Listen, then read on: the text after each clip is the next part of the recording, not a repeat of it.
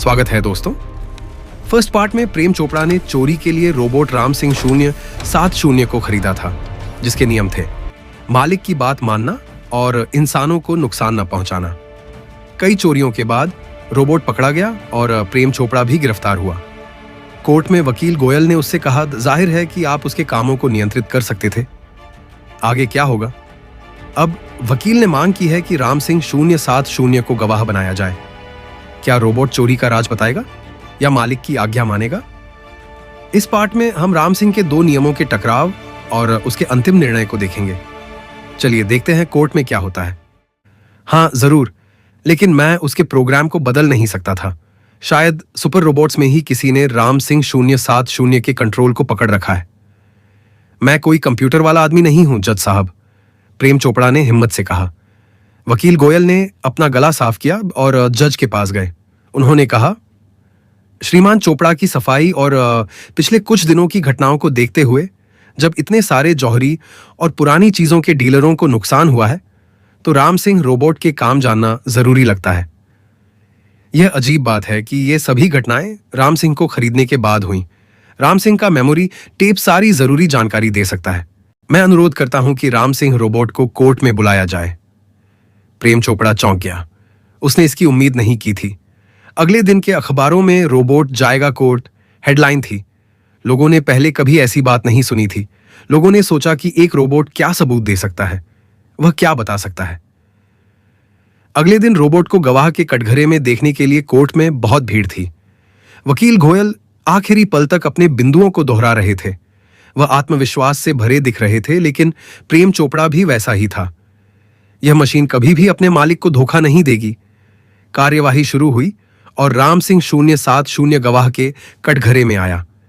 वकील गोयल ने शुरू किया, जज साहब, मुझे सुपर रोबोट्स ने बताया है कि इस तरह के रोबोटों में लगे मेमोरी टेप में पिछले हफ्ते की जानकारी होती है। जज ने कहा, लेकिन केस तो घटना के 2 हफ्ते बाद शुरू हुआ। जरूरी जानकारी मिट चुकी होगी। वकील गोयल ने मुस्कुराते हुए प्रेम चोपड़ा को देखा और कहा, सर, रोबोट तब से बंद है। प्रेम चोपड़ा का चेहरा उतर गया, लेकिन उसे विश्वास था कि राम सिंह 070 अपने मालिक की बात मानेगा। राज बंद थे। जज ने आदेश दिया, आप जारी रख सकते हैं। वकील गोयल रोबोट राम सिंह की तरफ मुड़े और छोटे में पूछा, तुम्हारा मालिक कौन है?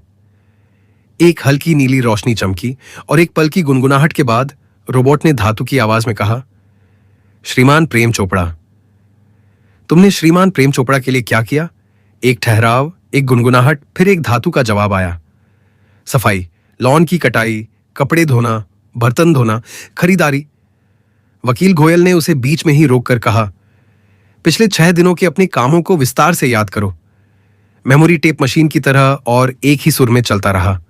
कार का बूट खोला, सामान खाली किया, बूट बंद किया, मुड़ा, 30 कदम चला, रुका, बाईं ओर पुरानी चीजों की दुकान, निर्देश संकेत, खाली बाईं ओर चला, 20 कदम मुड़ा।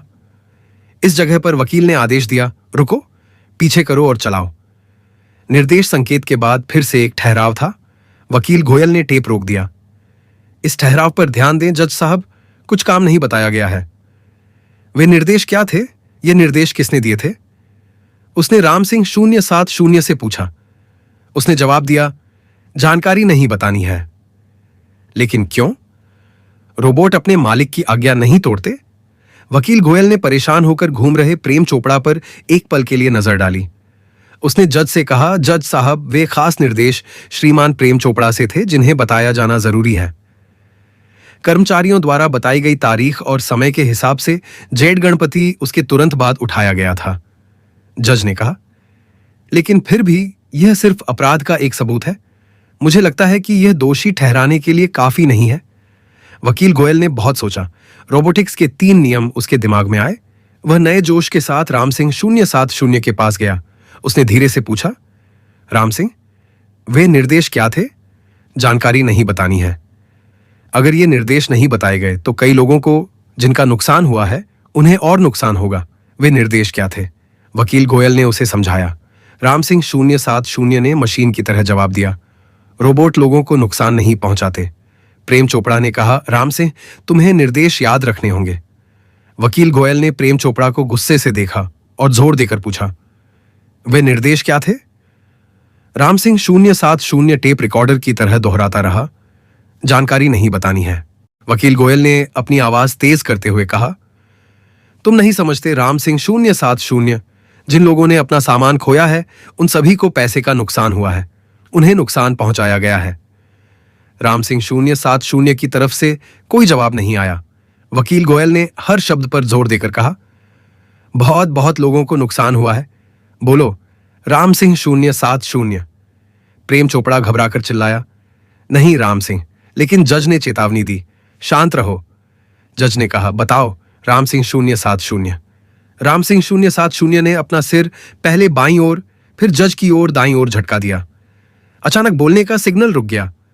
राम सिंह 070 से अजीब सी गुनगुनाहट, क्लिक करने और टूटने की आवाजें आने लगीं। हल्की नीली रोशनी गहरे नीले रंग में बदल गई।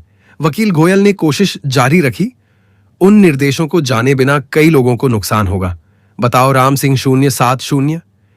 एक क्लिक की आवाज से पता चला कि उसके अंदर के टेप रुक रहे थे और चेतावनी के सिग्नल जाम हो रहे थे। PP PP. चटकने वाली आवाजें और गहरा नीला रंग और भी तेज हो गए। राम सिंह रोबोट के माथे पर एक लाल बत्ती चमकी जो खतरा बताने का सिस्टम खराब हो गया है का संकेत दे रही थी।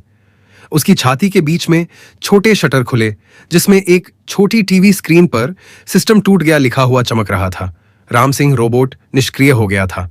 सुपर रोबोट्स के सेल्समैन ने रोते हुए कहा, ओह नहीं, वह खराब हो गया, वह मर गया।